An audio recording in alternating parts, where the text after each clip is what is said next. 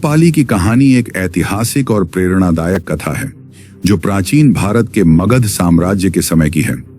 आम्रपाली का उल्लेख कई पुराणों, जैन और बौद्ध साहित्य में मिलता है। वह एक अत्यंत सुंदर, बुद्धिमान और विद्वान महिला थी जिन्हें वैशाली की नागर वधू, नगर की वधू या जनपद कल्याणी के रूप में जाना जाता है। आम्रपाली की कहानी। आम्रपाली का जन्म लगभग 500 ईसा पूर्व वैशाली में हुआ था।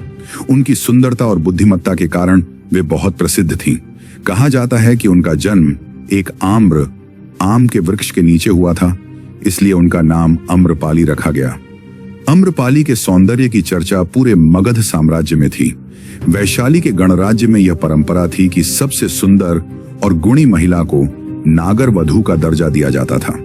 आम्रपाली को भी नगर वधू घोषित किया गया, जिसका अर्थ यह था कि वह पूरे राज्य की संरक्षक थीं और उनसे विवाह करना किसी एक व्यक्ति के लिए संभव नहीं था।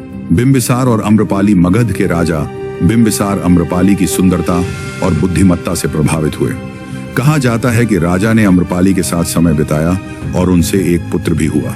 गौतम बुद्ध से भेंट। आम्रपाली का जीवन तब बदला जब उन्होंने गौतम बुद्ध का प्रवचन सुना।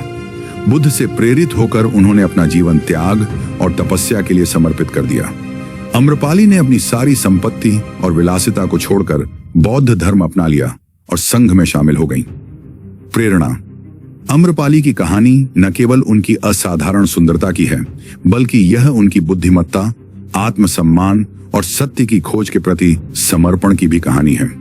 वह एक ऐसी महिला थीं जिन्होंने समाज के बंधनों को तोड़कर अपनी स्वतंत्रता और सत्य की खोज की।